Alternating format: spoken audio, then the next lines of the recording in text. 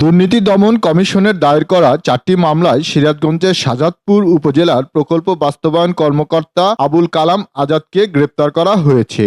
রবিবার ৩রা মে দিনগত রাতে পাবনা শহরের গোপালপুর এলাকা থেকে দুদক ও পুলিশের একটি বিশেষ টিম তাকে গ্রেপ্তার করে। দুদক সূত্রে জানা গেছে, শাহজাদপুর উপজেলায় কর্মরত থাকাকালীন বিভিন্ন উন্নয়ন প্রকল্পের অর্থ আত্মসাৎ, ভুয়া মাস্টাররোল তৈরি এবং সরকারি অর্থ নিঃস্বার্থে ব্যবহারের অভিযোগে আবুল কালাম আজাদের বিরুদ্ধে 4টি পৃথক মামলা দায়ের করা হয়েছিল।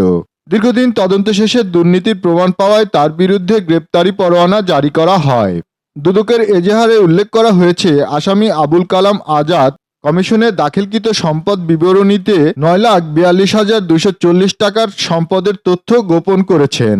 এছাড়া অনুসন্ধানে তার আয়ের উৎসের সাথে অসঙ্গতিপূর্ণ ১,৩৬,৪৬,৭৯৮ টাকা জ্ঞাত আয় বহির্ভূত অবৈধ সম্পদ অর্জন ও ভোগ দখলে রাখার প্রমাণ পেয়েছে কমিশন।